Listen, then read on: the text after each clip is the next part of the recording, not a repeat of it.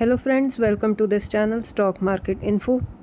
तो चलिए friends, video को स्टार्ट करते हैं। और वीडियो में फ्रेंड्स डिस्कस करेंगे, जैसे कि हम हमेशा डिस्कस करते हैं संडे को, कि आने वाला जो नेक्स्ट वीक होगा वो कैसा होगा, कौन से ट्रिगर्स होंगे जो मार्केट को ड्राइव करेंगे।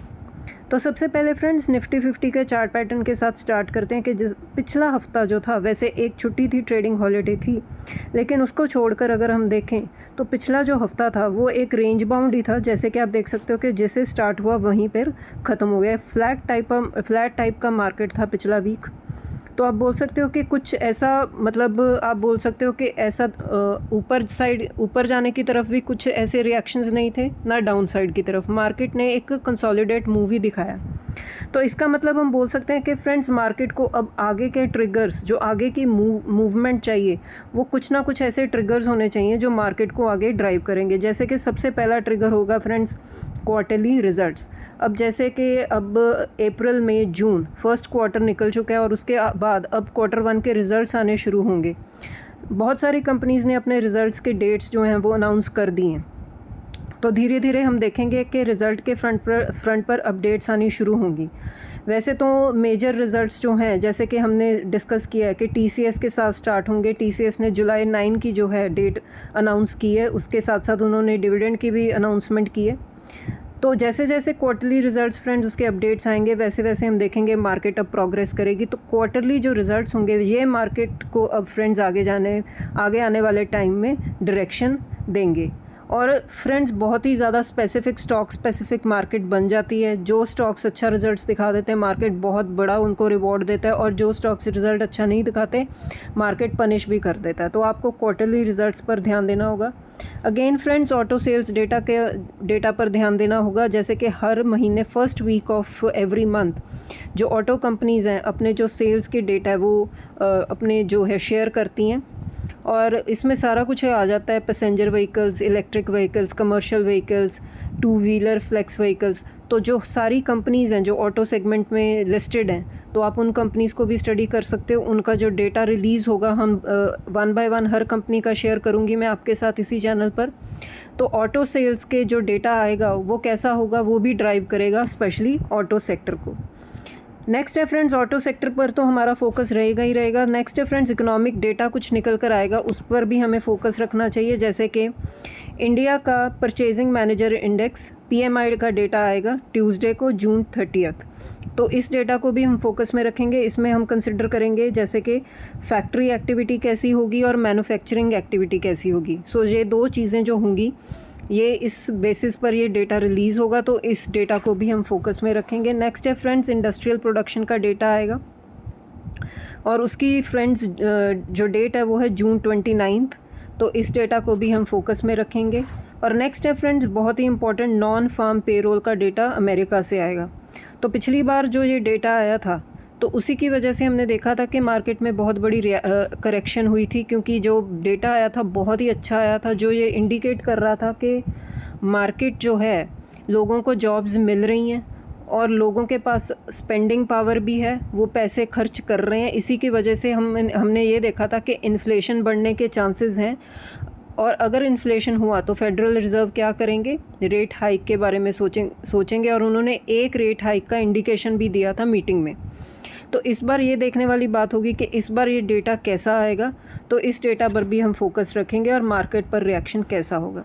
नेक्स्ट है फ्रेंड्स निफ्टी बैंक को बिल्कुल भी इग्नोर नहीं कर सकते, क्योंकि अगर आप निफ्टी 50 के मतलब बाद निफ्टी बैंक को देखो, तो इसने बहुत ही अच्छा मूव दिखाया फ्रेंड्स। 356 पॉइंट्स का जो जंप है निफ्टी बैंक ने दिखाया। और फ्रेंड्स इस चीज़ को हम बिल्कुल भी इग्नोर नहीं कर सकते, क्योंकि RBI ने जो भी स्टेप्स लिए हैं डॉलर के इन्फ्लो को बढ़ाने के लिए, जो उन्होंने टैक्स रिलीफ दिया था गवर्नमेंट सिक्योरिटीज़ में, गवर्नमेंट बॉन्ड्स में, उसकी वजह से आप देख सकते हो कि FPIs ने पंप किए हैं 39,640 crore in Indian this government securities. तो इससे हमने देखा कि रुपी को भी एक स्टेबिलिटी मिली, डॉलर का इन्फ्लो भी आ गया।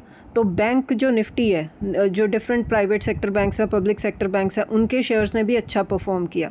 तो आने वाले टाइम में इस इन्फ्लो का डेटा जो भी होगा तो वो कैसा होगा, और उसका निफ्टी बैंक पर क्या रिएक्शन होगा, इसका देखने वाली बात होगी। सो आप निफ्टी बैंक को बिल्कुल भी इग्नोर नहीं कर सकते। नेक्स्ट है फ्रेंड्स ट्रंप को भी बिल्कुल इग्नोर नहीं कर सकते, क्योंकि इनकी जो स्टेटमेंट्स आती हैं हालांकि जो है मतलब ट्रस्ट वर्दी तो नहीं है ट्रम्प, लेकिन जो भी इनकी स्टेटमेंट्स आती हैं अनफॉर्चुनेटली मार्केट उन पर रिएक्शन तो देता ही है। तो जब वॉर के बाद अब ट्रम्प फिर से अपने टैरिफ की गेम को स्टार्ट कर दिया उन्होंने, जैसे कि वो बोल रहे हैं कि वो 100% टैरिफ लगा देंगे उन नेशंस पर जो यूएस टेक जायंट्स पर टैक्स लगाएंगे। तो ये खबर निकल कर आ रही है, देखते हैं कि वो आगे आने वाले टाइम में टैरिफ्स के फ्रंट पर क्या क्या जो चीज़ें अपडेट्स निकल कर आती हैं। और वॉर के फ्रंट पर भी जैसे फ्रेंड्स अब कुछ अपडेट्स निकल कर आ रही हैं कि इन्होंने एक दूसरे पर फिर से अटैक शुरू कर दिया है, जैसे कि सीज़ फायर को भी वॉयलेट किया है। तो ये कुछ एलिगेशंस भी निकल कर आ रहे हैं। तो इन चीज़ों को भी बिल्कुल फोकस में रखना होगा कि वॉर के फ्रंट पर भी अब क्या अपडेट्स निकल कर आती हैं, तो जिसकी वजह से हम देखेंगे कि आने वाला मार्केट का रिएक्शन कैसा होगा। नेक्स्ट है फ्रेंड्स कॉर्पोरेट एक्शंस को भी फोकस में रख के चलेंगे, क्योंकि जब ये रिजल्ट्स आते हैं तब साइड बाय साइड कभी होता है कि कंपनीज़ ना कुछ अपना डिविडेंड अनाउंस करती हैं, बोनस, बायबैक, स्प्लिट, एनीथिंग। सो अगर आपके पास कंपनीज़ हैं और उनके रिलेटेड कुछ भी कॉर्पोरेट एक्शंस आते हैं डिविडेंड को लेकर, बायबैक और बोनस को लेकर, तो आप उनको भी फोकस में रख के चल सकते हो। नेक्स्ट है फ्रेंड्स क्रूड ऑयल को तो फिर भी अभी भी हमें फोकस में रखना ही पड़ेगा, क्योंकि जैसे कि मैंने आपको बताया कि वॉर के फ्रंट पर अभी भी कुछ ना कुछ न्यूज़ निकल कर आती रहती है। तो मंडे मॉर्निंग जैसे कि कल फ्रेंड्स जब भी हम मार्केट ओपन होगी उससे पहले हम देखेंगे कि क्रूड ऑयल का क्या रिएक्शन होगा इस न्यूज़ के चलते। और उसी के साथ साथ फ्रेंड्स विक्स को भी देखना पड़ेगा, जैसे विक्स की वॉलीटिलिटी अब डिसाइड कर सकती है मार्केट का आगे का मूव कैसा होगा। तो आप इन एक दो चीज़ों को ध्यान में रख के चल सकते हो, जैसे कि क्रूड ऑयल, विक्स और हमारा गिफ्ट निफ्टी। नेक्स्ट है फ्रेंड्स ग्लोबल मार्केट्स को भी बिल्कुल स्टडी करना पड़ेगा, जैसे कि मैं ऑलरेडी एक वीडियो अपलोड कर चुकी हूँ इसी चैनल पे कि कोस्पी जो साउथ कोरिया का इंडेक्स है बहुत ही ज़्यादा वॉलेटाइल है। पिछले 5 दिन, पिछला हफ्ता उन्होंने बहुत ही ज़्यादा वॉलेटिलिटी थी मार्केट में, एक दिन ऊपर जाता था, उस अगले दिन सेम लेवल पर नीचे आ जाता था। तो कोस्पी को बिल्कुल फोकस में रखना है फ्रेंड्स। उसी के चलते हम देख सकते हैं कि नैस्डैक जो है, आप पिछले 1 महीने का चार्ट पैटर्न देखो तो बिल्कुल वॉलेटाइल है। अगेन सेम AI सेमीकंडक्टर के फ्रंट पर जो जो चीज़ें हो रही हैं उसको लेकर अब कुछ चीज़ें जो हैं वो अब नेगेटिव साइड पर आ रही हैं, जैसे कि चिप्स का प्राइसेस इंक्रीज़ हो चुके हैं। आप देख सकते हो कि एप्पल ने अपने प्राइसेस प्रोडक्ट के इंक्रीज़ कर दिए क्योंकि चिप की शॉर्टेज है। और कुछ ये भी है कि कोस्पी जो साउथ कोरिया का इंडेक्स है बहुत ज़्यादा वॉलेटाइल है, क्योंकि टॉप लेवल से जो FIs हैं अब बहुत ज़्यादा सेलिंग कर रहे हैं। मैं ऑलरेडी एक वीडियो अपलोड कर चुकी हूँ जिसमें मैंने डिटेल में डिस्कस किया है कि जो ये AI वाले स्टॉक्स हैं इतने वॉलेटाइल क्यों हैं। ठीक है, तो आप देख सकते हो कि नैस्डैक जो है अमेरिका का जो टेक का इंडेक्स है, टेक्नोलॉजी स्टॉक्स का, वो देख सकते हो आप कितना वॉलेटाइल है पिछले 1 महीने में। और एप्पल भी बहुत ज़्यादा गिरा है, पिछले 1 महीने में 8% से ज़्यादा की गिरावट है, क्योंकि प्रोडक्ट्स के प्राइसेस इंक्रीज़ हो रहे हैं। तो इसी के चलते हमें ग्लोबल मार्केट्स को भी स्टडी करना पड़ेगा, क्योंकि उसका डायरेक्ट इम्पैक्ट हमारी मार्केट पर आता है।